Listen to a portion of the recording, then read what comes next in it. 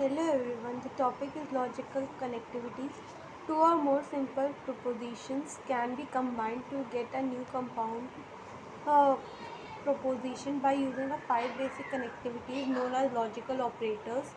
First is negation, second conjunction, third disjunction, fourth conditional, fifth equivalence or biconditional. Now we shall discuss each logical operators with an example. First is negation of proposition by introducing a word not.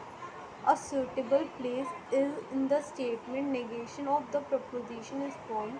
Let P be any proposition.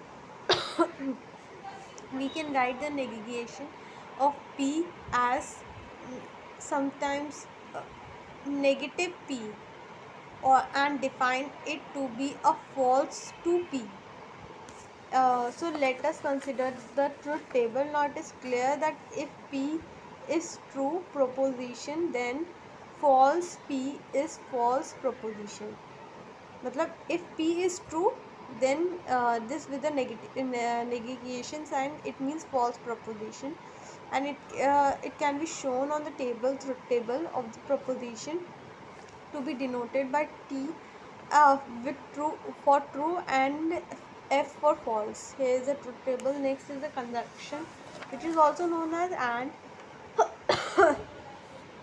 If P and Q are two propositions, the conjunction of P and Q denotes by P.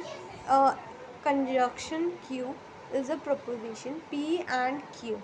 The conjunction between P and Q is true when both P and Q are true and is false when both are false. So here is truth table which shows that when P is true, when P and Q both are true, then it is true, else it is false. Next is disjunction, or if P and Q are proposition, the disjunction of P and Q denotes P. Disjunction Q is a proposition P or Q. The disjunction is false when both are false and true when both are true. So here it is a truth table which shows that when P is true and Q, when P and Q both, either of the P is true or Q is true or both are true, then it is true. When both are false, then only it is false, else it is true. Next, fourth is conditional proposition. If P and Q are two statements of the type if P then Q, is called conditional proposition or implication, and mathematically represented by the symbol it is read as P implies Q. Example, here it is an example. When P is true, Q is true, then the implication or conditional is true. When P is false, P is false, Q is true, then it is true. And when both are false, then it is true. And when P is true and Q is false, then also it is false. Biconditional, let P and Q be two propositions, but if P biconditional Q, that is P if and only if Q is biconditional proposition. In this case, P biconditional Q is true when P and Q both are true or both are false. So here it is a truth table which shows that when P is true, Q is P is true and Q both are true, then it is true, and when P and Q both are false, then only it is true, biconditional. So here it is. This next, there are the derivations of these gates. So logic gates are actually basic elements.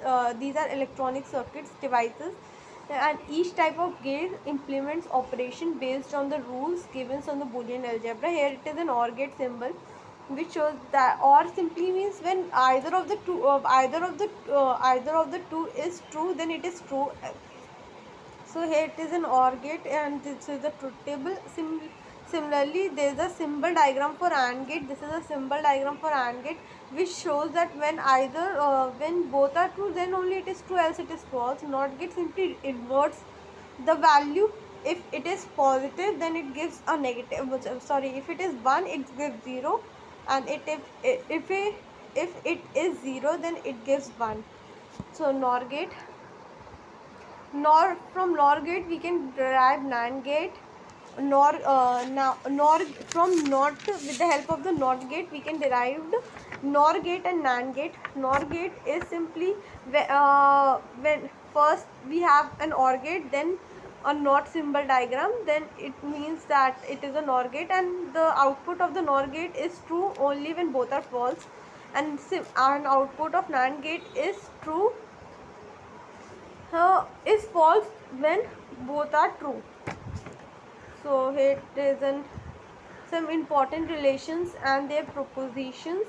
So first is the reflex relation. A relation R on the set A is called a reflexive if A comma A belongs to R, and for every element A belongs to capital A, each element set A is related to itself. Next is irreflexive relation. A relation R on the set A if every element A belongs to capital A does not have any element of R. Next is non-reflexive. A relation R on a set A is non-reflexive if R is neither reflexive nor irreflexive. Then there is a symmetric relation. A relation R on the set A is called symmetric if B comma A belongs to R whenever A comma B belongs to R. Anti-symmetric is just opposite to symmetric. A relation R on the set A is said to be anti-symmetric if A R B and B R A implies A is equals to B, then it is, if A is equals to B, then it is anti-symmetric relation. Asymmetric, a relation is said to be asymmetric if A comma B belongs to R, then B comma A doesn't belongs to R.